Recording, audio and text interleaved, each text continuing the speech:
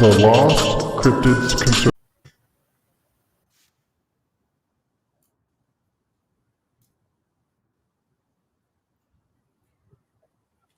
Oh, we're live now, eh?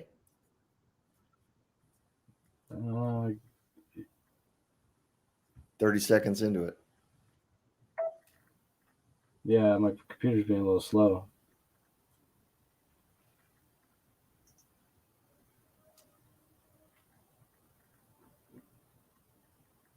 Hey, it's okay. I'm having some trouble, I think.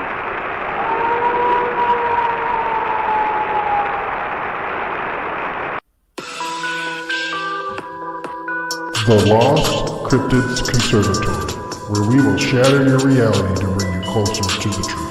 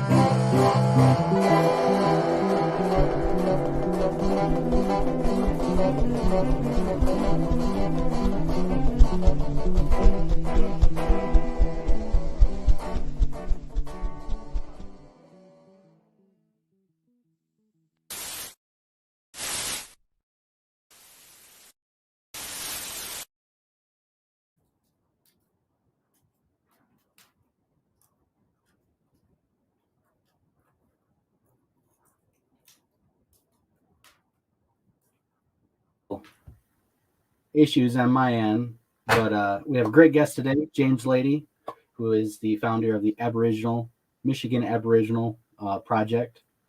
How are you doing, James Lady, and how did you get started in all this? Hey, how you doing, Blake? I just wanted to see one. That's pretty much the short answer on that. I found out by my own wits and reckoning on YouTube through a process of I've got a Chihuahua here that looks like she wants to go out, but Suki, I think she's all right now. Pardon me. I apologize for the interruption. No, I was planning a camping. Yeah, planning a camping and fishing trip to the Boundary Waters, and there was a little Bigfoot video that came up in the suggested feed. And for 3 days, I resisted going there, even though, since I was a kid, I always wondered about this phenomenon.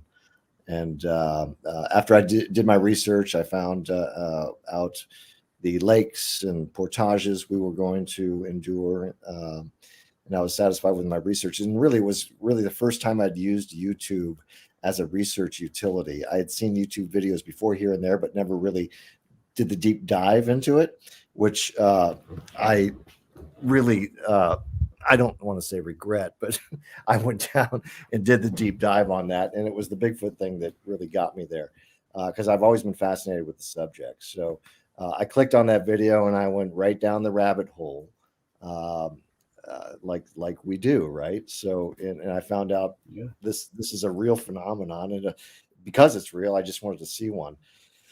And there's a little valley up north that I used to play around in as a kid and have continued to go to throughout my adult life. And It was the ideal habitat. And from what I learned on YouTube, having done that deep dive, I was reminded of things I've seen in the woods and things that have happened to me in the past. I used to hunt in Alpena, and some weird stuff happened, and I've seen some stuff there. Anyway, it all just kind of started to make sense, and it just tickled my curiosity, my boyhood curiosity, and I just really wanted to see one. That's how it got started.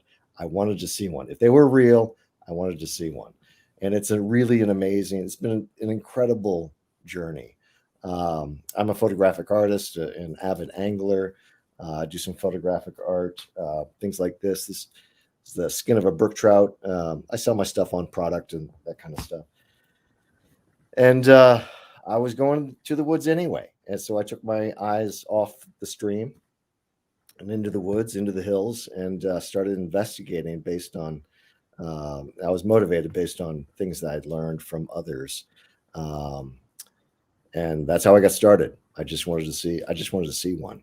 I never ever thought that I'd go down the rabbit hole on this subject. I never ever thought that I'd get the evidence and have had the experiences that I've had in the woods.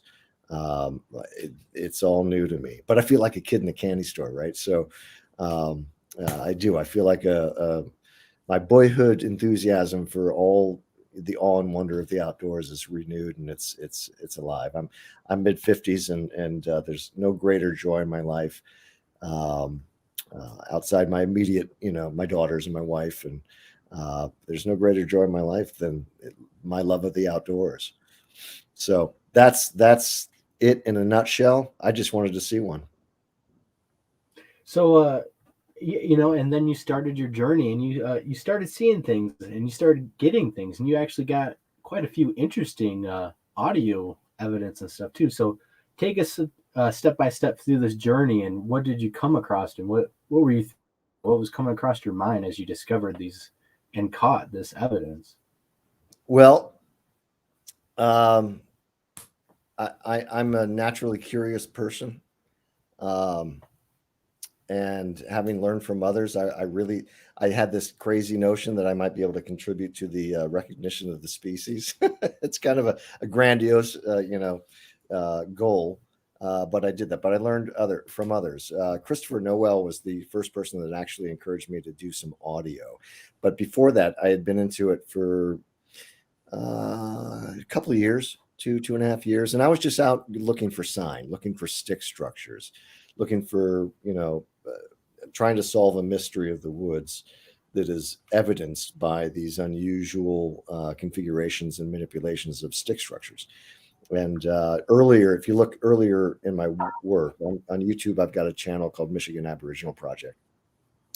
And my earlier stuff is sort of a reflection of that journey. And it's been fun. I started hiking again and loving life and breathing fresh air. When I camp, I eat simple foods, and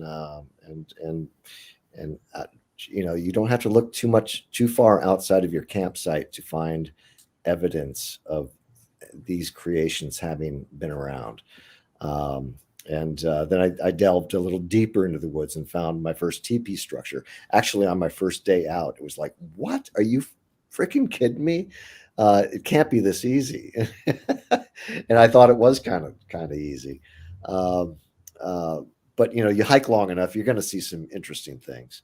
My second day out, I learned from Nathan Rio about what to look for, and I targeted a particular area in the valley that I've never been to. And I found an X structure. And I'm like, wow. So I went beyond that and went further into the woods and found some other interesting things. And on my second day, I don't do a lot of whooping or tree knocking, anything like that. I've done it, but I really don't do it a lot. I've learned quickly that in doing so, you're giving up your location, and you're giving up somewhat of a strategic advantage. I'm just a dumb kid in the woods, and I can play that card all day long. I'm the new guy, right? So I don't know much, and I can do the stupid things.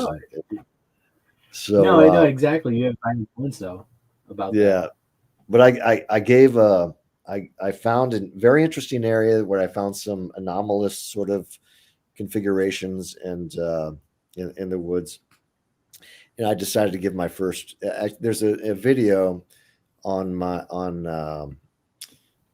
channel called I think it's called Sentinel's Point or something like that, where I'm thinking this seems a little squatchy to me, and I gave a whoop, and I didn't record it. I wish I had, but I gave a whoop, and immediately upstream I got two knocks, and one was from the what would it be, the east side of the stream, and the other was from the west side of the stream, and they were like, boom, boom, like right after I whooped, and it was like, whoa, are you kidding me?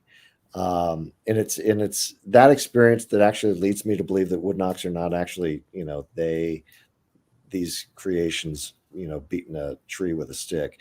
I believe that the wood knocks are actually vocalizations. Recorded one in Southfield. Actually, that's the one knock I've got. I've got a lot of other vocalizations, clicky clucky, percussive, melodic, stuff that you can hear in my encounter audio. Even in the audio titled Voices from the Depths of the Woods, you can hear that clicky clucky melodic stuff, and also that watery gurgly sounds that they make. A lot of weird stuff. So that was my initiation into this field work that I've gotten into. And early on, I also discovered, like I said earlier, you don't have to go too far outside your campsite to find. And people should check out your channel and stuff, Michigan Aboriginal Project, because. Sorry, guys, we're on a delay and stuff, and but everyone should check out his channel again, and because you do actually have some very interesting audio, and you have communication and stuff, or language and stuff. It seems like, and some of the stuff that you've been getting. Oh yeah, the what I think is it's certainly. Well, I don't know if it's my closest proximity. And no, I may be wrong on everything I'm saying. I don't know. I'm not an expert, and as we all, there are no experts. But what I do is I find places where I believe they commune at night, and it's usually given away by the structures. So I bug the structures, and I've gotten some really very esoteric stuff that is sometimes barely audible on the recorder. But when you investigate that, you can home in and amplify these anomalous sounds, and when you do that, you're picking up actual, voices and stuff. Oops, I've got a fire going here. So I found out that, and I think it's been verified by my encounter audio, because most of the vocalizations in the encounter audio, that one's called on my channel, it's called In Their Midst 10 Minutes Uninterrupted. And I could not detect that evening a lot in most of what was actually going on. It's into that 10-minute video. It's not until the 4-minute 53-second point where I heard the "Ochichichuha," and it sounded, it was loud. It's not as detectable on the audio as I heard it. It sounded like Luciano Pavarotti, out there just, bellowing out there, belting out. It was high fidelity. And I was like, okay, someone just said something. Then I heard this. What I heard in reality was the swish, swish. But the audio that I picked up after I cleaned it up and amplified it a little bit, there's no swish, swish. It was weird. So I think that was sort of a sensation I was experiencing. Right after that, I heard this big boom. And you could feel the percussive impact of that. I felt that. It was just boom. And I tell you, man, when you start reliving this stuff, it was amazing. I felt as if I had died and I'm being judged by God himself. It was like I felt this big in the woods. When all that went down, you know intuitively that you're having an encounter, and I didn't see a single one that night. I heard them, and I had very unpleasant sensations in my ears. And leading up to this, you could feel this what I've called harmonic sort of resonant speech. They are communicating, and you can hear in that 4 minutes 53 seconds leading up to the encounter when I knew that I was having an encounter. It's their way of communicating in the woods without us being able to detect it, but you could sense it every once in a while. There's this like little, some people might describe it as pressure. I think that's a pretty good way of describing it. Yeah, it's from audio, the sound waves and stuff. You're describing different types of bassy forces and stuff that are, frequencies and sound waves that are playing with your ears and stuff, equilibrium, your brain, and you feel it in your chest. I mean, that's just some amazing power. And they're like shooting it at you from a distance, which makes it even more impressive. I mean, it's super weird. It's super, it's otherworldly stuff. I mean, the boom was actually just a big boom. It sounded like an empty dumpster being dropped from a few feet off the ground onto concrete. There are no, it was like boom. It was the weirdest thing. And then the other stuff that comes out on audio that I really couldn't detect or decipher at the time. I couldn't really enunciate or, hear clearly what was going on, but like the Heji Lawa. And these are my interpretations of the sound. We all hear things differently. But from what I've decided or gleaned from the recordings, I hear Heji Lawa and the Rubba Gao. And other expressions like, are you wreaking havoc?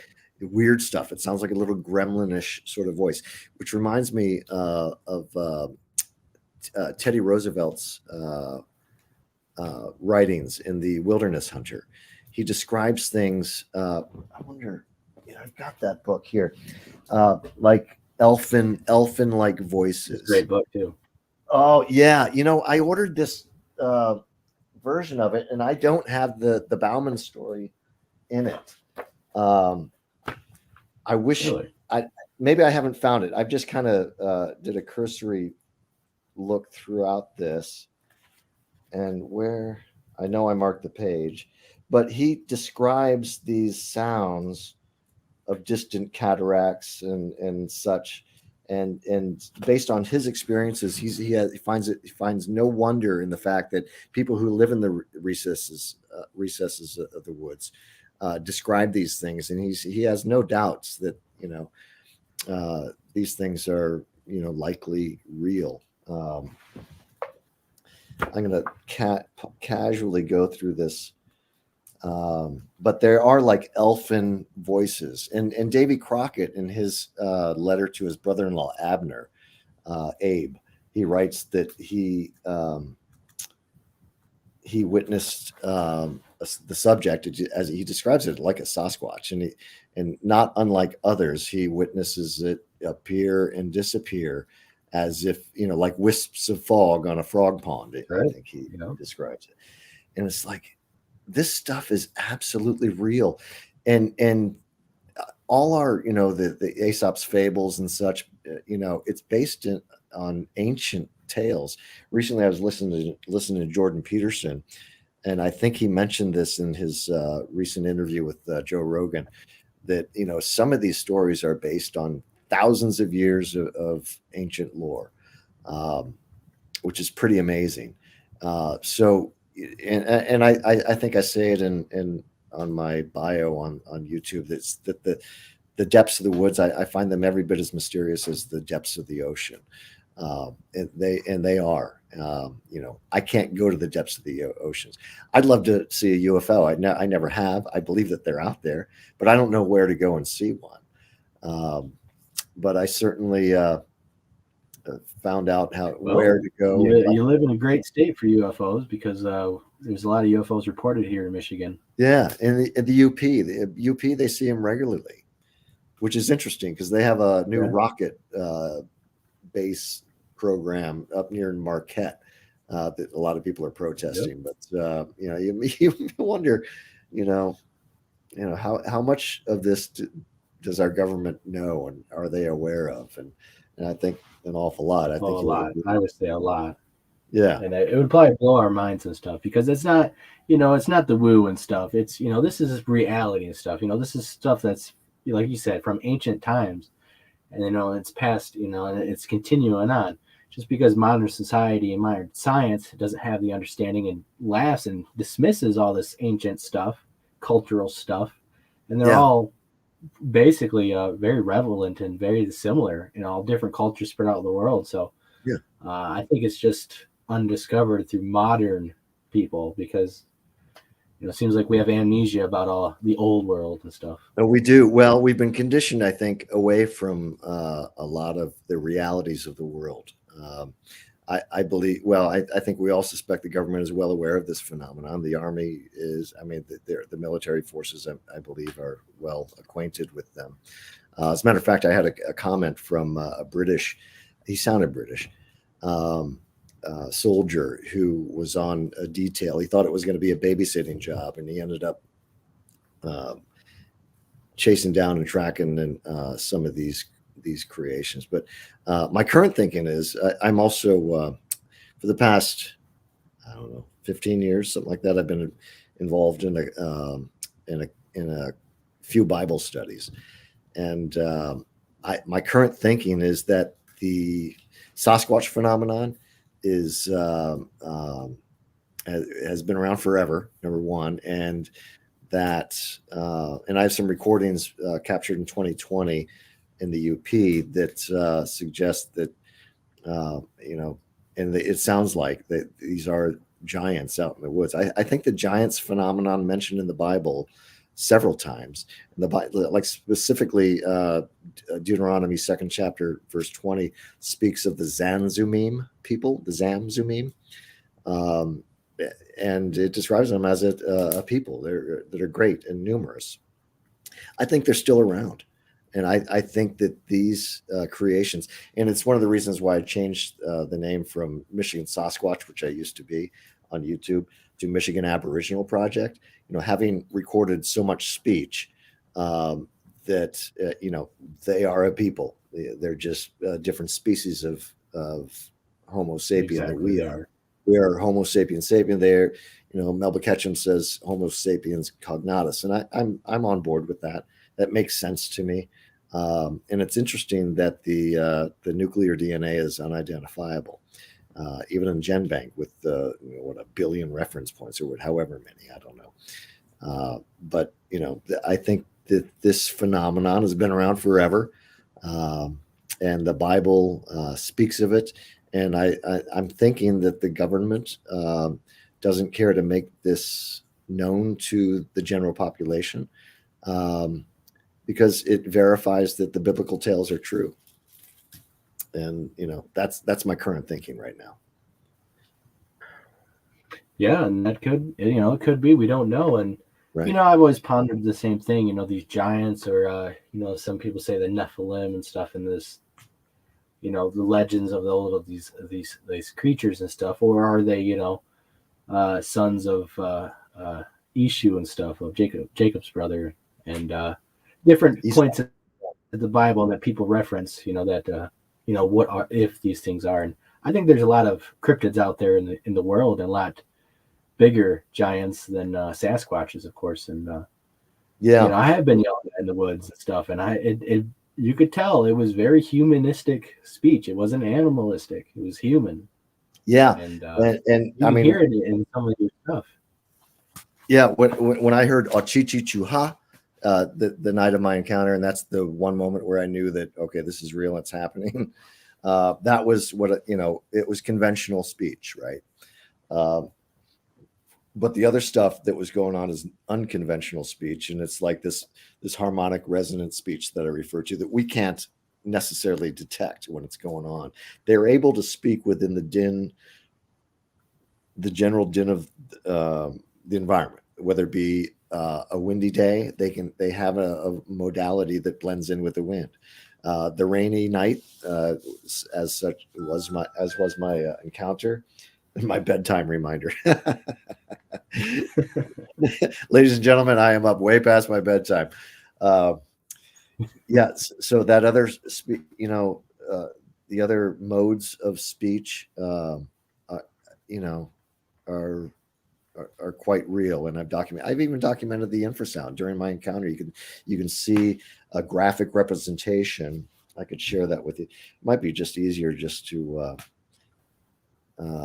show it here on my phone, and the audience can go and check out. Check it out. Sure, let's see it. Channel. So, okay. Yeah. There's... Yeah, when I got yelled at by the male, the female, he came down, and it was like the female started bickering with him, but she was doing a fluty, musical, tony type of chatter at him, on top of some clicks and some language too. It was very weird. I call it like sing-song language type of thing she was doing. Okay, yeah, the fluty stuff. That's an expression I've used. We struggle to describe this kind of people. There's this samurai chatter. It is difficult. So this is a little graphical analysis. But you see the blackening out of this area at the bottom of these areas where it's the background is blacked out. On the bottom, there's an intense yellowing on the spectrogram. I see that. And so my belief, my current thinking, and I could be wrong, but I don't think so on this. This is infrasound. They're employing infrasound to block out other stuff that they're saying so that we can't hear it. It's like in when I'm hearing the heavy percussiveness, this is what I believe I'm experiencing. That intense yellowing there that blackens out everything else. I don't know. It's above my pay grade to fully explain this, but I believe that is a graphical representation of infrasound, and it's my thinking that infrasound is employed by them so that it insulates us from hearing what else they're saying. Because you may have heard that they have multiple vocal cords. It's speculated by a lot of people, and I've heard through a couple podcasts from people in the know that they've been told that they do have multiple vocal cords. So that explains to me that they can render this or employ this infrasonic speech, if you will, or vocal modality and I believe it's designed to block out other stuff that prevent us from hearing the other stuff that's going on, the harmonic resonant kind of weird stuff. And it's intense. I tell you, man, that night was super, super intense. The first encounter at that campsite, you might be on frequency sound waves and stuff and able to manipulate it into a few different ways and stuff. I'm sorry, guys. There's a delay in between us and stuff, so I'm not trying to cut in on them and stuff. But they are able to manipulate the sound waves, and if they're able to shoot stuff at people and hit them as that powerful of stuff, who knows what they could do silently and all sorts of stuff, the way they can manipulate it towards their advantage in the environment.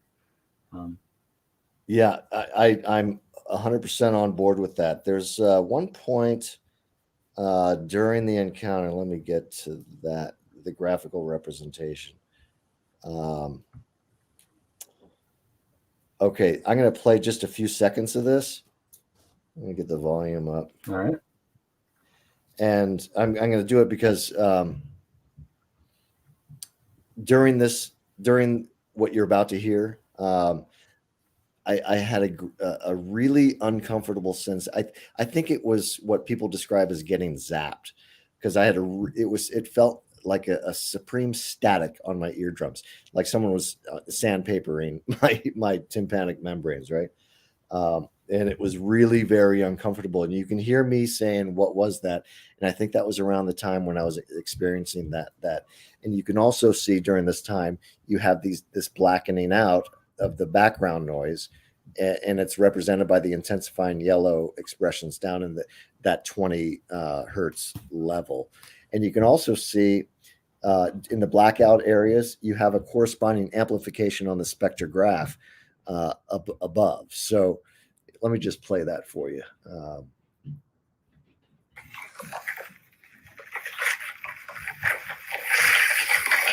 That's the Hejilawa.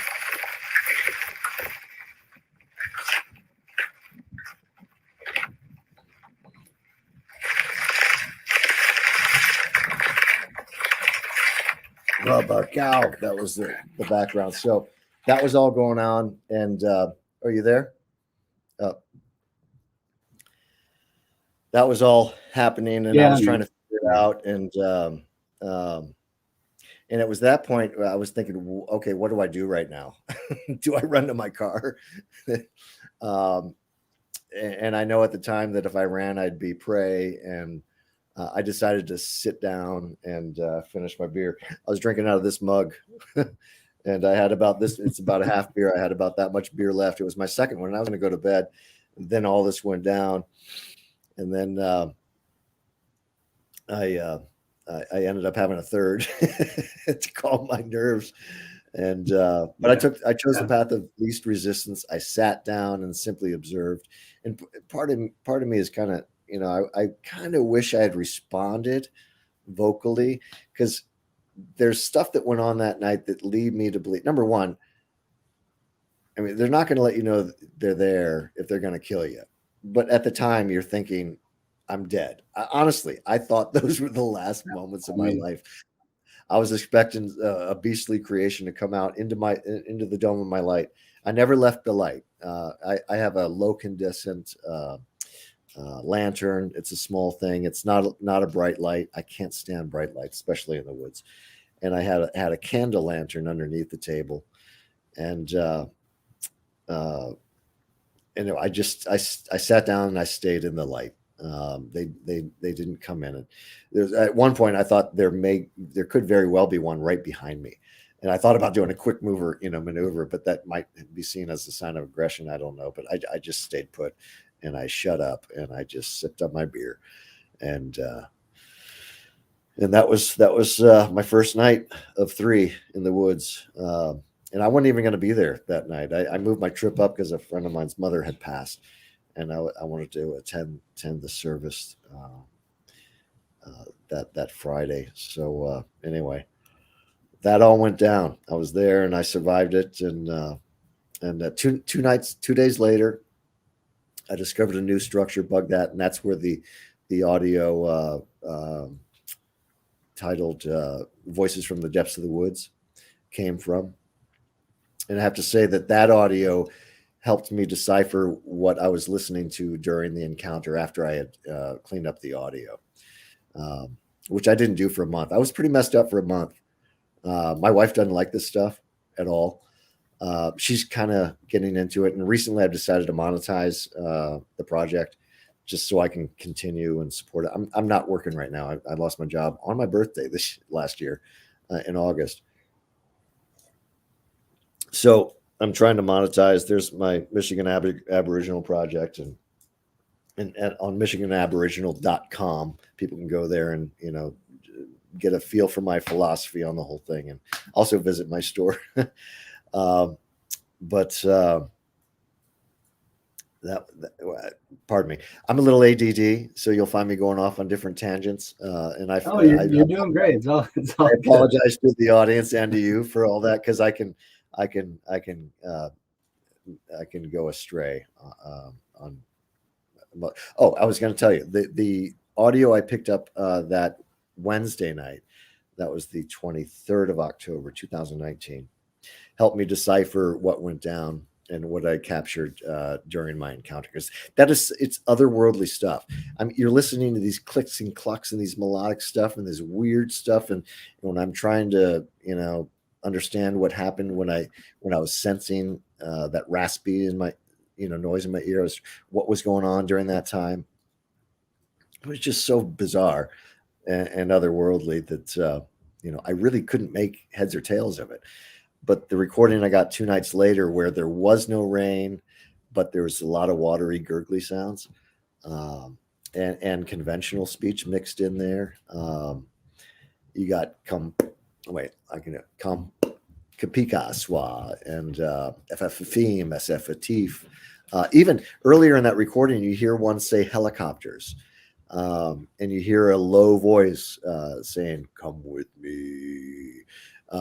It's weird. It's really bizarre, and I'm trying to. That would be pretty freaky. Well, yeah, I wasn't there for that recording. I just dropped a recorder for that, and when I listened to it, it was like, what? Right. It is weird. It is super weird, and it's I don't know. I mean, I hear things in that 4-minute clip. The Come With Me, the helicopters, the Kapika Swa. What else is in there? I mentioned the FFVM, SFatif. Oh, I hear one saying, "I had an ascension," kind of like that. And in the background, different voice says, "Kumbaya." And it's like, am I listening to this? Is this real? Wow. I have no idea. Well, and that's what it sounds like to me. It may not be what they're saying. I don't know. I just don't know. But all of this in toto makes me question whether or not they are a spiritual creation. If you have one saying, "I had an ascension," the other one saying, "Kumbaya," if that's actually what they're saying, they've got to be a spiritual creation. I don't know. It's been the greatest adventure of my life, and like I said, I'm a kid in the woods, testing my mettle, if you will. And it's part of it terrifies me. Yeah, out there trying to find the truth of what you're experiencing. Yeah, but you hear that stuff. You hear that stuff. I picked up in the UP. I got this August 11th, 2020. This is that closest proximity loud speech that I've ever gotten. It didn't take anything to amplify or clean it up. As a matter of fact, well, here's the slightly amplified and cleaned up version, and it's only 12 seconds. So I'll play the whole thing for the audience in case you're not aware of it. I think I just titled this speech. Here goes.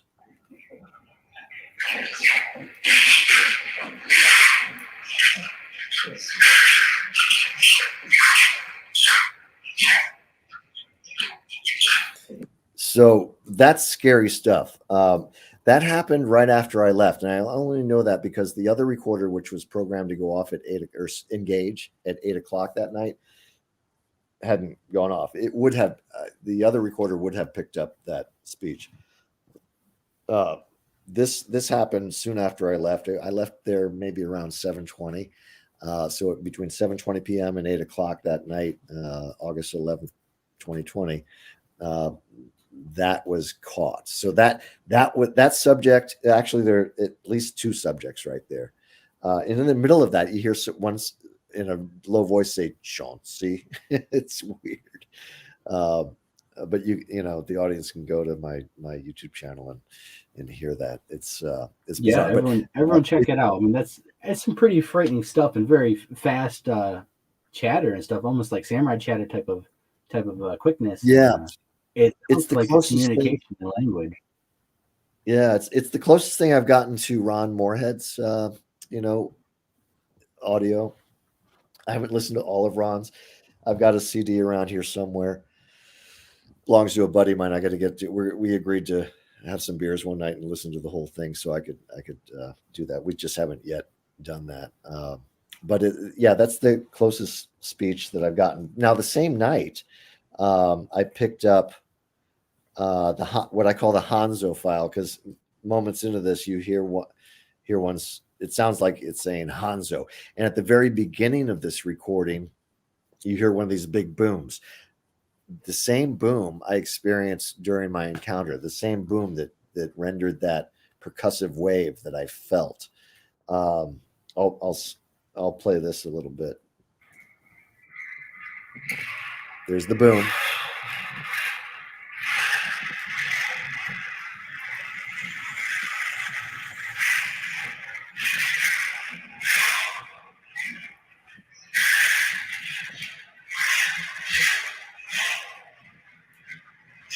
So I'll play the whole thing.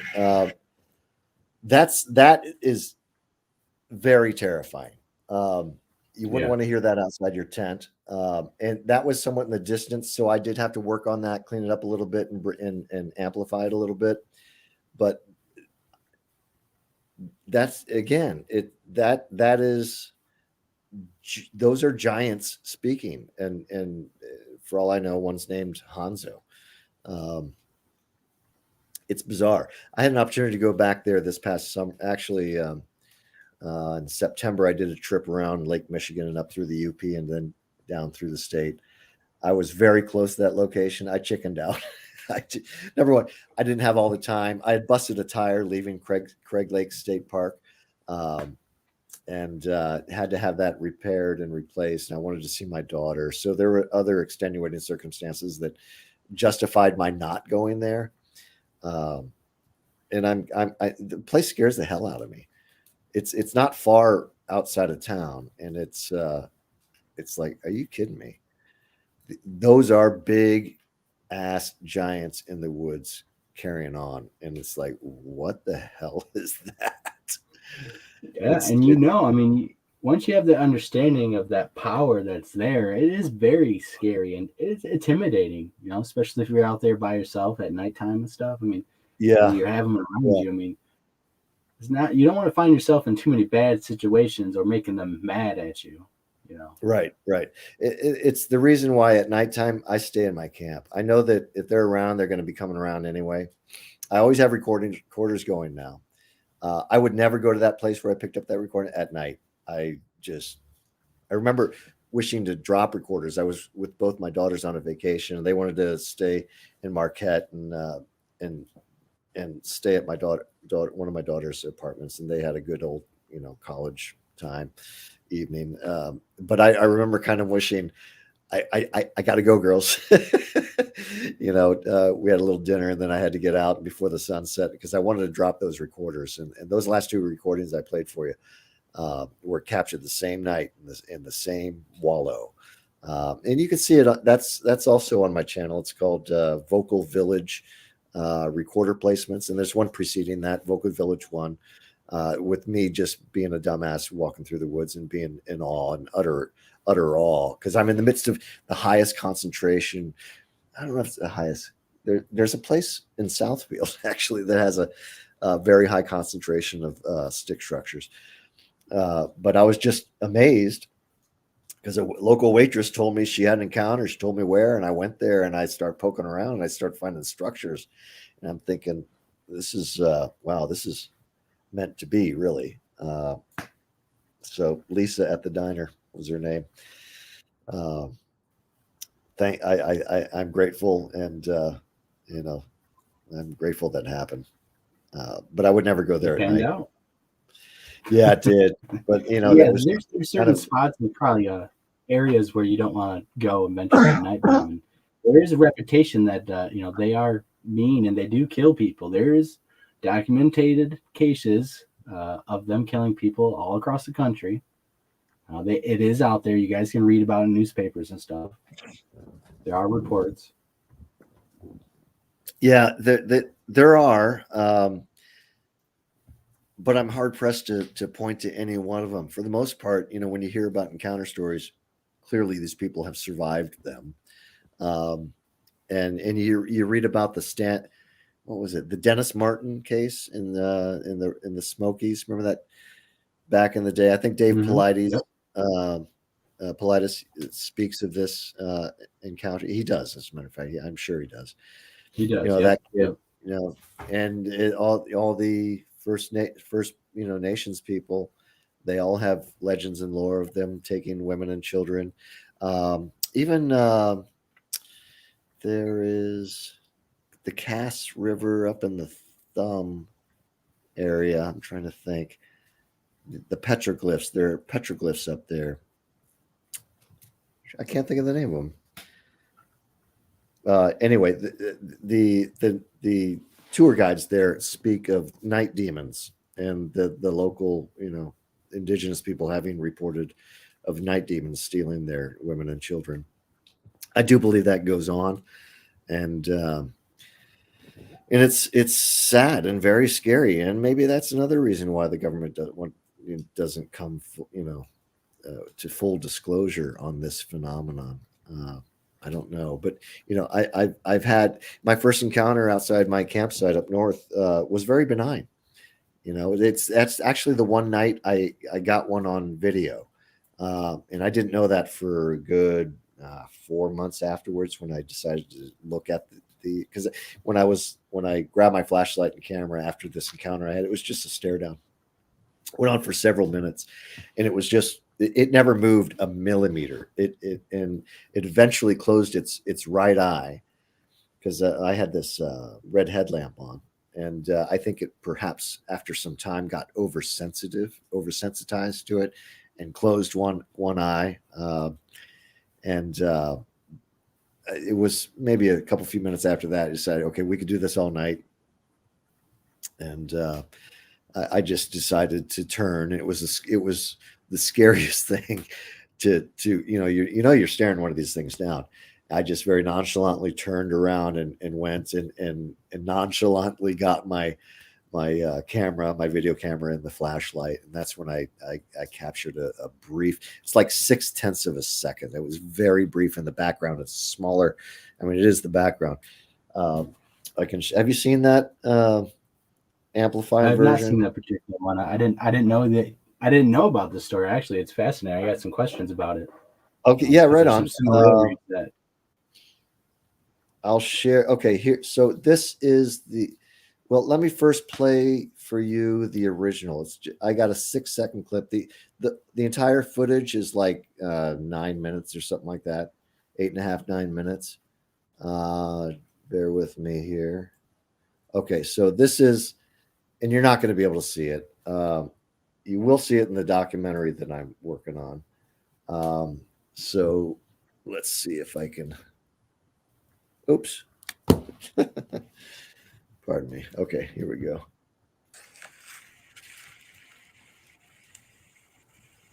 So that's the original footage, right? You really don't see anything unless you know where to look. Right. And I used an app called Coach My Video. And I'll show you what I got from that. And this is simply a panning back and forth of the subject. And the subject's natural movement is, as you're looking at it, it moves from the right and it pivots left. So as it pivots left, you can detect the auricular recess, the ocular recess, the head, the shape of the back. It's blurry because it wasn't on the best resolution of video, but here it is.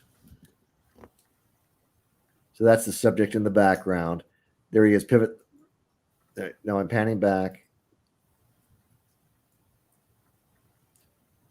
And this is on Michigan Aboriginal Project as well. So you can detect the trapezius muscles in the back, the shape of the back. You can see the buttocks. And and when you look at it closely, you can actually see the full length of the body. And it's, that was right after my encounter. It was like, man, I couldn't believe it when I got that. And yeah, I mean, that's some great stuff. Actually, I've not seen that. It's cool. I'm grateful for it. But I'm glad I got it on video because I have other stuff in still images. Being the photographer that I am and being in the woods and doing what I do, we all are prone to pareidolia. Everybody is, no matter how rational minded you are. We're all subject to it. But this is movement, and you can detect the ocular and auricular recesses, the shape of the back, the buttocks. You can actually see as it pivots, the left hand casts a shadow on the buttocks. When you analyze it and It's pretty cool. So I love it because it's black and white, and it does reveal the anatomical features that we hear about. The big trapezius muscles and that kind of stuff. So I got that after 6 weeks in the field, so I was pretty proud of that.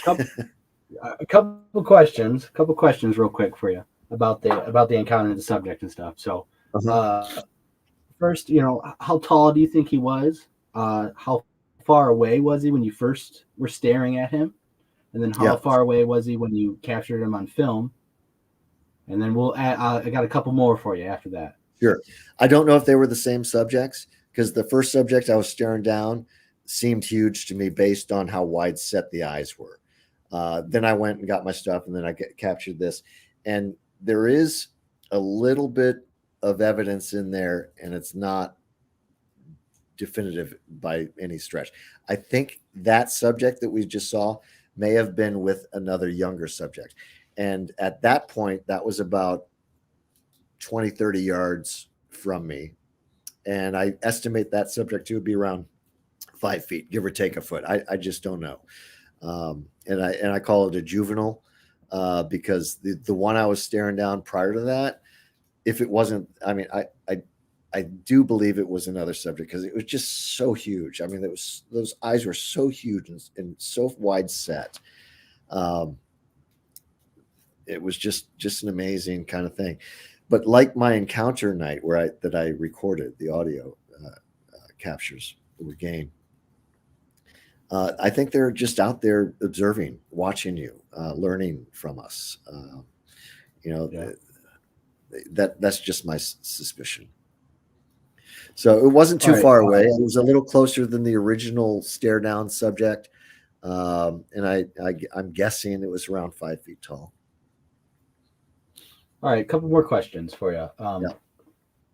So when you first seen him and stuff, was he just standing there looking at you and stuff? And then no, I was going to bed that night too. It was around 9:45, I believe. I was brushing my teeth. I had this. My wife's a hygienist, and she had gotten for me this. There's one of those electrical vibrating. Those battery operated vibrating tooth. What is it? Mm-hmm.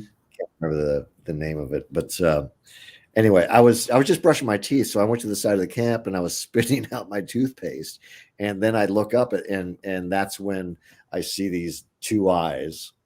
Look at two eyes, I never broke contact eyesight from that point on, and I just froze, turned off my toothbrush, and we just stared at each other. First of all, I'm thinking, okay, is this what I think it might be? And it absolutely was, based solely on, huge eyes and very wide set, but based on the behavior as well. It just froze. It did not move a millimeter. And when it closed its right eye, it just shut it down. It wasn't like a head turn, that, because the other eye would have moved too. It just didn't move. It just closed its right eye.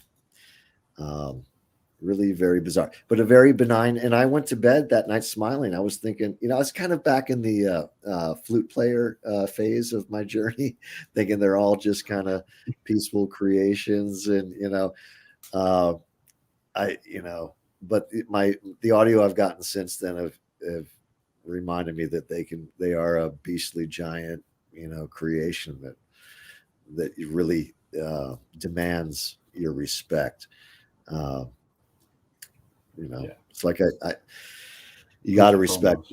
Like I'm a sailor. My father's a sailor. I sail with him, and he has a great respect for the sea. The sea, can be a very dangerous place. I've been on the boat when in 50-mile-an-hour winds. We had a collision, which resulted in our mast snapping in half and falling on the deck. And it was, even though we're in Lake St. Clair, which is average depth is 12 feet, it was a very dangerous place and situation. And you have to have respect for the sea, because you don't have any control over it whatsoever. you are at its mercy. And with these creations, you are at their mercy. They outclass us in the woods. That's why I don't go out at night. I consider myself at a tactical disadvantage that I want no part of. I just want to sit around the campfire, and if I capture some eye shine, cool, game on. I can play that game. But I'm going to stay within the light of the fire, within the light of my lanterns, and count my blessings. Yeah, I hear you. It is intimidating. So, if you actually rationally think about it and stuff, and you are right, they outclass us. We're pawns and they are chess masters. And I've been in several situations with different people of being very close where they, up in the UP, they showed themselves, announced their presence, scattered around. I pointed the gun and then they went behind the tree and showed themselves. First was one and there was two. In any of those kind of situations, you are surrounded, and at any moment, if you make the wrong mistake that you might not even know, it's over with. These creatures can sneak up on you very quickly. We've experienced them crossing the trail in front of us and then, into the woods, but you don't hear no sound. And they're so close that you would think, as big as they are, why is there no sound at all? Yeah, it's a good question, and I don't know. And I don't know anything about woo. I don't know anything about mind speak. I've had several encounters, and I've got a billion thoughts going through my head, but I haven't really had a voice saying, that I could say that is theirs. I don't know. I mentioned, are they spiritual creations? Ron Moorhead speculates that there's this quantum, interdimensional kind of thing going on. That could be. I don't know. I have not experienced that. So until I know otherwise, I'm a flesh and blood kind of person. But they're as real as rain. I on the whole thing about like Davy Crockett's witness experience about it, appearing and disappearing as if wisps off the, like wisps of fog off a frog pond. I do believe they might be able to. What do I want to say here? Achieve a frequency or a resonance or a vibration, if you will, that is like the predator. You hear it in multiple encounter iterations that they say it was like the predator. It just kind of disappears. Could they vibrate at a certain in a certain way that renders them invisible to us? That could be. I don't know. Yeah. When I hear that sort of stuff, I kind of lean to, maybe it's the acoustic sound waves and stuff that they're shooting at people that causing people's ocular vision and brains and that sort of stuff to it could kind of malfunction a little bit and it distort what they're seeing. But we don't know. I mean, there is some odd things out there, and I've certainly experienced more than just Bigfoot. And there's ghosts and all sorts of stuff. So it wouldn't really surprise me if it does come to light that they do have these more supernatural abilities or some quantum abilities, like Ron Moorhead kind of suggests. Yeah. There's a lot of natural animals that can do a lot of crazy stuff. Like regenerate limbs and stuff. So it's not out of the realm for certain things to not be discovered yet. That is totally natural. And natural explanations that we just don't know of yet. Yeah, no doubt. And it blows my mind that people know that beavers make really complicated structures and dams and such, and birds make nests, and the Japanese cuttlefish makes incredible designs on the sea floor.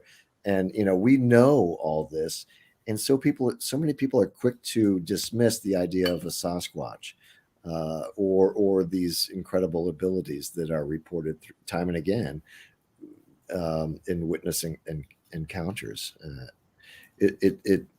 People they don't. they amaze me. We are so I ignorant agree. sometimes. Yeah, it's just like, come on, really? I'm formerly atheist. I've done a 180 on that. I've witnessed things that are supernatural in a Catholic church. I'm not even Catholic. It was like, what am I looking at? It was just, really amazing, awe-inspiring kind of stuff. So there are levels of existence that we just cannot appreciate. I was snorkeling down in St. Lucia once, and I came across a pod of squid, like 5 or 6, maybe 7, I don't know, but they all change color at the same time, like instantaneously. It's like, how do they communicate that to one another, or is it? And how do they know to do it at the same time? It was really very bizarre. They went from this sort of a gelatinous, monochromatic color to this neon expression of light or reflection of light. It was like purples, and it was just really, really bizarre. I was witnessing something that was absolutely supernatural without any other further. It is supernatural because I don't know how else to explain it. It is otherworldly stuff, and the depths of the oceans is another world. Just like I said earlier, so are the depths of the woods. No doubt about I agree. There's a lot of mysteries that we have not discovered yet, and are unraveling slowly. Hopefully we can understand these creatures and get a better sense of what they are, because if they are spiritual or of more evil side of things, that presents a whole lot of questions, and will shake up a lot of people's worlds, reality, honestly, and it would definitely paint a different picture in my mind, certainly. Yeah, yeah. And I'm not ready to go and say that they are an evil sort of entity. Yeah, no, me Some could either. be, Me either. but we'll look at people. It kind of ruined things a little bit, I think, for me. Yeah, Personally. yeah, I'd stay out of the woods if I finally determined that they are an evil presence. But with my experience of them, and like I said, they're not going to let you know that they're there ahead of time if they intend on killing you. And if I were of that thinking during my encounter, I may have spoken back. Ultimately, I'd like to dialogue with them. And I believe they are an ancient people, older than dirt, next to dirt. They've been around. I mean, they're naturally acclimated to all climates, and they're worldwide. I believe they number millions worldwide, and that might be a soft number. They are far more numerous than we can imagine. And as the Bible says in second chapter Deuteronomy, verse 20, the Zamzummim people are they're a great stature, and they're numerous. And who's to say they're not around anymore? Nobody can say that when they've had experiences like you and I have. I mean, and I'm not saying they are Zamzummim, but I have audio evidence that suggests that they perhaps are. Because you look at the ancient, the way the Zamzummim people got their name is from a sound that they make, which is like a humming sound, a buzzing sound. Zimzum, I think, is the Hebrew word from which the Zamzummim people got their name. And Zimzum means humming or buzzing or something like that. So, and I may be wrong, I may be way off base, but this is what makes sense to me at this point in the game. That they are an ancient people, giant people. They're still around, and they learn from us. Or watch us. Maybe they're judging us. I don't know. I did feel like I was being judged the night of my encounter. That's when I felt this big. You were. Yeah. Whoa.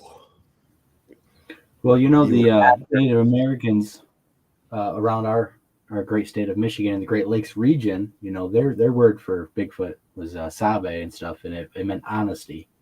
It was their representation of honesty, and was part of their seven teachings of different animals and what they represented, like courage and stuff like that, and respect. Yeah, I remember recalling honesty. reading something like that. Yeah, honesty, truth, spirits of the woods. Um, I do have a touch of Cherokee blood in me, in my family, which I think is really cool. As a boy, I love my moccasins. I love making my own bows and arrows. Yeah, I grew up on Tarzan, and Daniel Boone and Davy Crockett. I grew up on all that, and it was sort of instilled with this sense of adventure. I probably watched much more TV than I should have, and I know I think my father once said of me that I was intellectually malnourished as a child. I think I am, but trying to gain his approval in these interesting ways. You know, I may be, I never, well, I may be overachieving in this this field right now, but still, I know so very little. But I want to know more. I'm thirsting for an explanation of what these creations are, and if they are people, I do want to engage in some sort of a dialogue. I missed that chance because I was afraid. I was terrified that night of the encounter. And you listen to me, you can hear me in the background. I sound calm, cool, and collected, but quite honestly, that messed me up for a good long time. I had to come home and I couldn't speak to my wife about it because she doesn't like it. For a month, I was messed up. Then I cleaned up the audio. I was messed up for a few more months. Just when I got up the courage to listen to that audio and see what was there, I found out what was there, and it was more than I could intellectually process.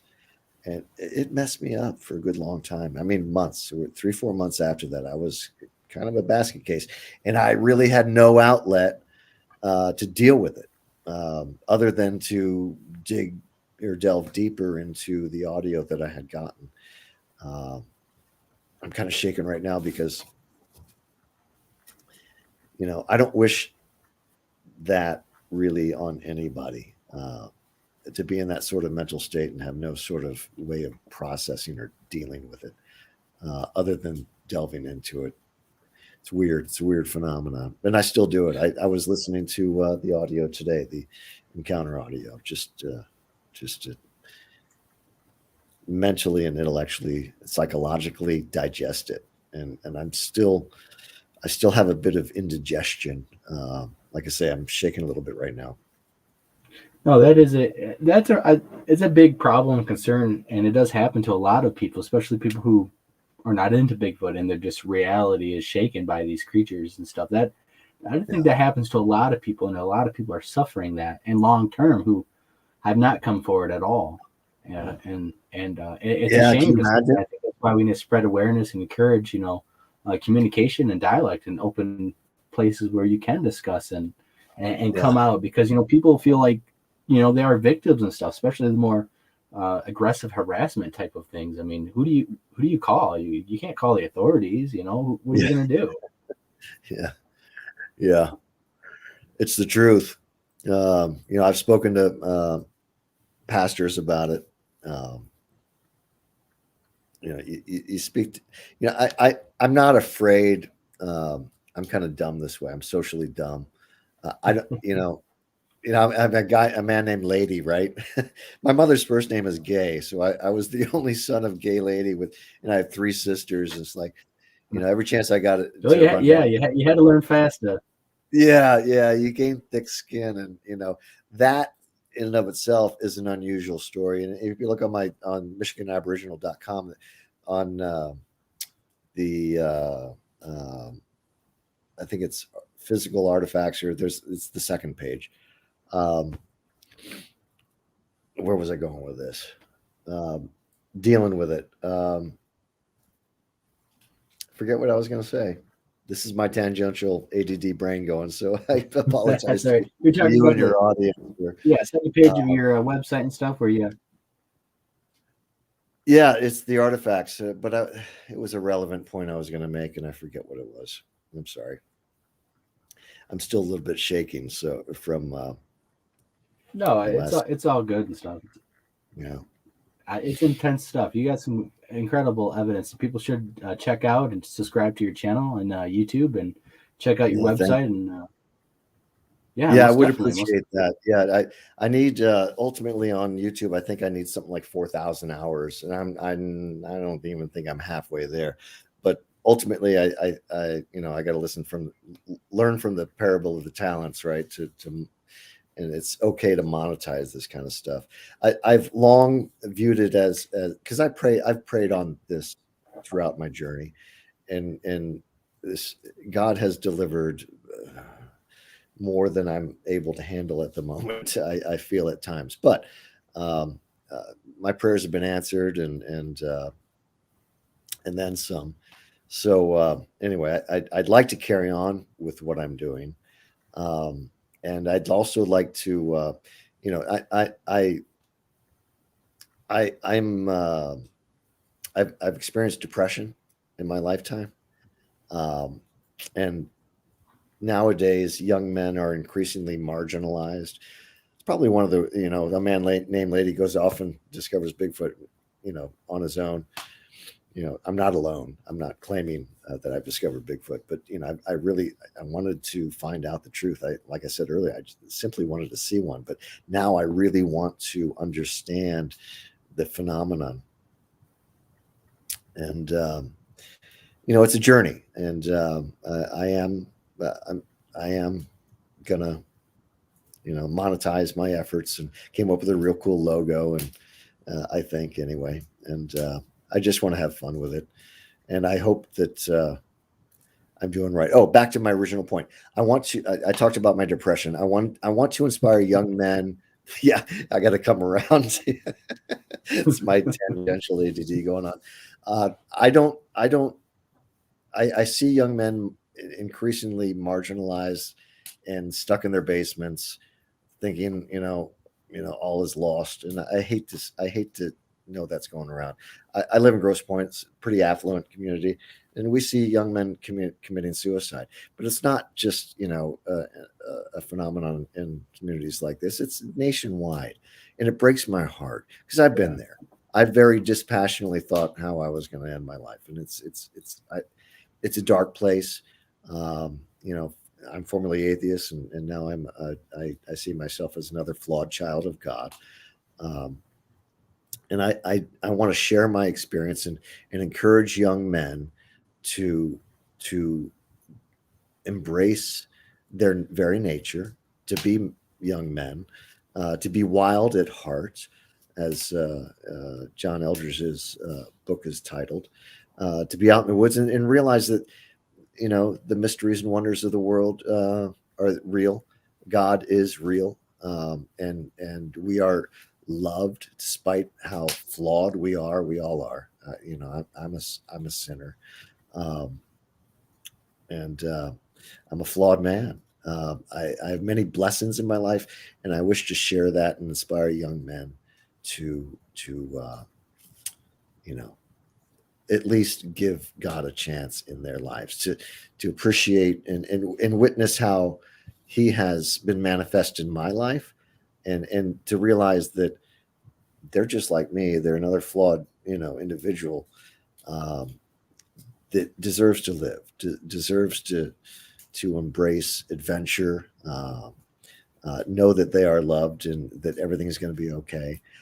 When I hear about young kids, and during this lockdown, the past 2 years, suicide rates are gone through the roof, and it breaks my heart. It breaks my heart. And I wish people would turn away from the doom and gloom of the world, turn off the mainstream media, and go out in the woods and live an adventure, like Tarzan did, like Daniel Boone, like Davy Crockett, those are my childhood heroes. But the wonders of the world are quite real, and they're within our reach, and we should embrace our nature, fear not, and go out and live and love life in all its glory and mystery. And there's a lot of it out there to live. So that's my little mission in life. I've given a presentation to Grosse Pointe Rotary, Shore Point Kiwanis, and I'm going to do another presentation for Kiwanis. I completely. But you're breaking up there.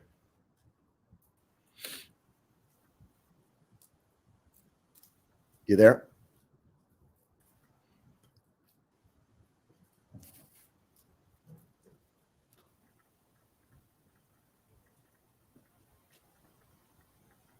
I think we're having some technical issues. Oh, sorry. Oh, there you go. I was just going to say, I completely agree with you on that. And am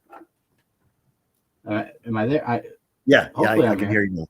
Yeah. I was going to say, I completely agree with you on that. That is even more important subject than Bigfoot is. There's a lot of evil in this world, a lot of bad stuff going on, and a lot of young people do find it hard nowadays, and they don't really know themselves, and don't try to find the truth of God and stuff. And I know, of my past, my mom died when I was 13, and it was very lost sensation and feeling, and you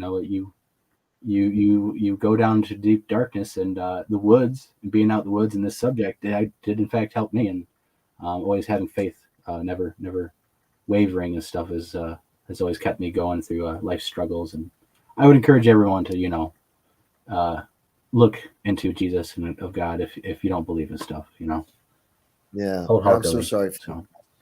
That's really something that I cannot identify with. So my heart goes out to you. But my folks are divorced, broken family. I mean, loss comes in many ways. So peace be with you. And when you accept Jesus into your life, it really is an amazing transformative experience. I'm a latecomer to gratitude, and without my journey and having walked the dark valley, I would not have an appreciation for life as I do now, and even an appreciation for myself and accepting my own flaws. I'm surprised my wife is still with me, given the amount of flaws I have, but she doesn't focus on all that. I don't know. I'm blessed, and you've got to count your blessings every day. I'm not a rich man, but I feel like one of the richest men in Grosse Pointe. I really do, given the life's experiences, the experiences that I've had, and having accepted God into my life, having opened my heart. I feel incredibly blessed. And for that reason, I feel like I'm the richest man in the world. It's I've got guys who print money. Some guys are billionaires, and I know they're not happy, and my heart breaks for them. Really does. So I'm not afraid to talk about Bigfoot. I like the shock value of this, and I like the fact that I've been given the gifts of evidence that I have, that I can say, I know a little bit about what I'm talking about. That's all. Yeah. Well, jumping back into Bigfoot, if there's any questions in the chat, let's get some questions going. Otherwise, we got to let James get back to his dogs and hit the hay, as he says. Alarm. Well, I did take a nap, so I got a little extra vim and vigor in me. Yeah, I think that's the right expression. Is anybody chatting? I don't know. Yeah, we got about 23 people in the chat, and the chat's been going about the whole show and stuff. But if we can get some questions about James' experiences and anything you guys want to ask about and stuff, let's get it. Otherwise, we'll be shutting it down a little bit. Definitely gonna have to have you back on and stuff. Excellent. I think you have an excellent view on things, and a good open mind and a rational mind when taking a look at these things. And and that's been. I hope that this next year for you and stuff. I'm sorry. I hope this next year for you is really good, and we can get more evidence presented. Oh, thank you. Yeah, thank you. Because you got some amazing stuff, and and I encourage everyone to check it out because it's definitely stuff that's not being seen a lot of, and I think it should be because it's very interesting. Well, thank you. And I never thought I'd achieve this level of interest in the subject. Number one, I simply wanted to see one, and I did that. But thanks to the people that I've met along the way, that it kind of motivates me to do more. In this sense of this curiosity I have is become insatiable. My energies lately have been, other than looking for work, I put a little time into putting this documentary together, and I'll send you a link, Blake, of what I have so far. Some of the stuff has not been seen before, but and it's for you alone at this point. It will be included in the documentary. My word. Yeah, anyway, I want a perfect product, but I think I have to get to the point where I say, good enough is good enough. What I have, I don't know. I'm not a documentarian at all. So anyway, that being said, I'm trying to work on a documentary and trying to figure out what I'm going to do with it. And I'm eager to share. Maybe I'll just someday publish what I have so far, because once I do get the day job again, I'm going to be so busy with that, I may not have time for all the other fun stuff that I'm trying to put some energy toward during this period of unemployment. One thing I've learned about myself. Here we get a question. Oh yeah. Do you think they are migrational? I do believe they are regionally. I don't believe that the southern Michigan Bigfoots will go to the northern Michigan. Maybe they do. I don't know. What I do know is that our watersheds, our rivers and stream systems are their universe. So wherever that takes them, that's their world. But I don't believe they have somewhat of a herd mentality where an entire herd or a flock or whatever the beast may be will go to there, because they're fully acclimated to all climates of this earth. So I don't believe they're migrational in the sense that we understand it with other creations.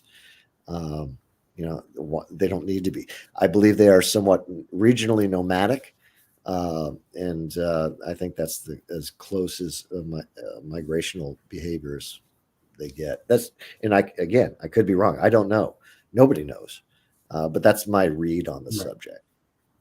And I believe up in the valley, I would agree with that opinion for sure. Hunter gatherers, they're going to move with the food a little bit, but not sure. I believe they stay with, in areas in private land that they don't have pressure upon humans too much, and they feel comfortable that they can actually sleep and rest at.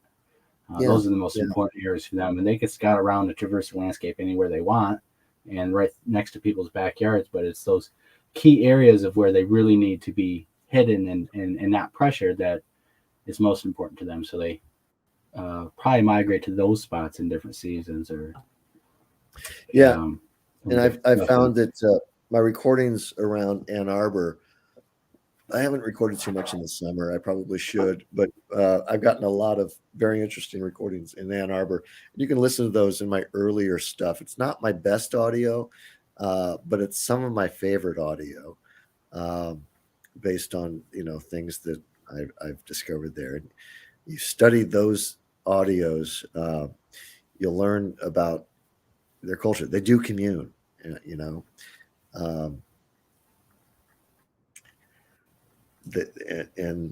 can go, and they live in very public places, quite honestly. I've recorded stuff in Southfield, which is very populated by we Homo sapiens sapiens. But yeah, that's very interesting audio. Somebody asked, I read something recently about regional differences in vocalizations, and I believe there are some, unless I'm recording different cryptids, I believe many of the same vocal modalities are employed, but in some regions, some vocal modalities are employed more often than others. Weird stuff. I don't want to elaborate it to confuse the audience any more than that, but there's some tinny metallic kind of sounds, cymbal-like sounds that I've recorded around the Ann Arbor area that I've never recorded in northern Michigan. So if they were migrational, I think they would share. I think the vocal modalities would sort of even out, and they'd be a little more common across the board. And again, this is all speculation. I don't know. Yeah. I think we have a pretty high population here in Michigan, like you referenced earlier. You go to all these spots and you have all this activity. If they are so rare, you shouldn't be able to get all this activity where you go out, and I experience the same thing, and it indicates a very high population for sure. Yeah. It has to be high. It's a huge population density of this whole Great Lakes region, of the whole Great Lakes and several regions and in Canada, of course. Yeah, no doubt about it. It has to be. I'm going to get rid of my shakes with just one more beer.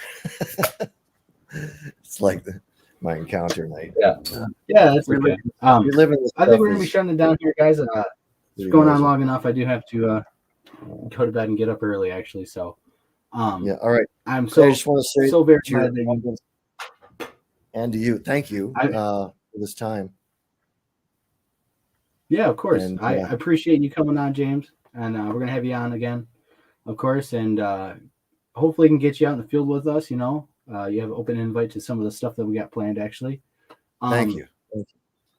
Again, everyone, check out the Michigan Aboriginal Project.com and also on YouTube. Subscribe to his channel. Actually, just MichiganAboriginal.com. Okay.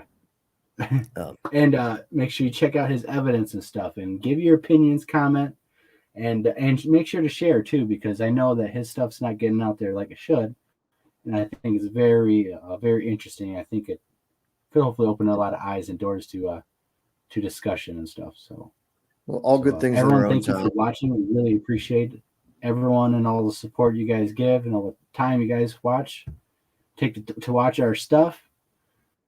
We very much value that. So everyone, please have a good night. God bless. And we'll see you guys next weekend. Peace be with you all. And all Tika Pika Hut.